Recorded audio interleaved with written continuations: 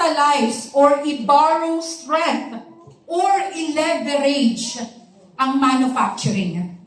Kailangan. Bakit? Kasi remember what I said kanina? Ang isang marites, matatakot. Matatakot. Ay, hayop. Diba? Ganun kagad ang reaction yun eh. Diba? Matatakot sila. But if you can explain the manufacturing, there is a chance na ma-convert mo ang negativity niya into sales. Yeah. Yeah? So let's talk about the manufacturing. Yes. Okay. So the manufacturing is in New Zealand. New Zealand is a very provincial country. I promise, dahil hindi ko na mabilang kung ilang beses ako pumunta ng New Zealand. My husband is a New Zealand citizen. Okay? Pero he is born in Brunei. Resident kami ng Brunei, pero he's holding a New Zealand passport. Alam niyo ba, para magising-gising lang kayo, ang New Zealand, napakadaling kumuha ng visa.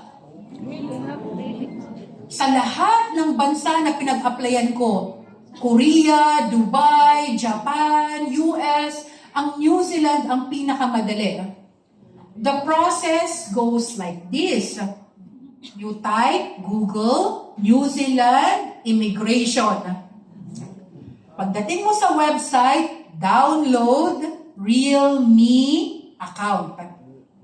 Okay. So pag may app ka na ng Realme, complete mo na yung form, upload birth certificate, upload certificate of distribution ng Reway, upload BIR 2307, upload sales invoice, upload everything that would prove na babalik ka ng Pilipinas dahil may trabaho ka sa Reway. Okay? So, upload. Tapos, click submit and then pay the visa fee, $100. So, pay the visa fee gamit credit card. And you wait for 2 weeks later, they will email the electronic visa to you. No appearance, no biometrics, no submission of hard copies, no VFS. Legit. Upa New Zealand na sila.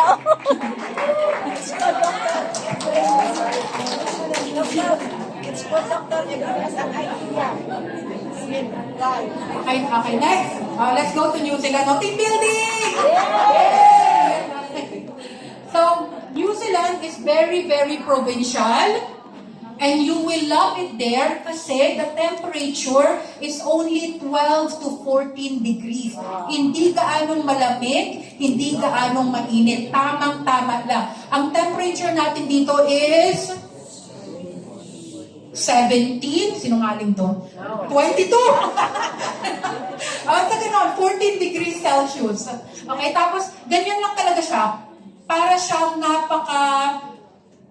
develop na probinsya. And everyone is so polite and so nice and walang discrimination katulad ng Australia. Kasi ang Australia may racism. Okay? Medyo may issue sila sa mga Asian kasi Asian na lang daw lagi ang magagaling. Pero sa New Zealand, everyone is equal dahil ang rami-raming ibang nationality. Okay? In 2019, Alpha Laboratory looks like this. That was pre-pandemic.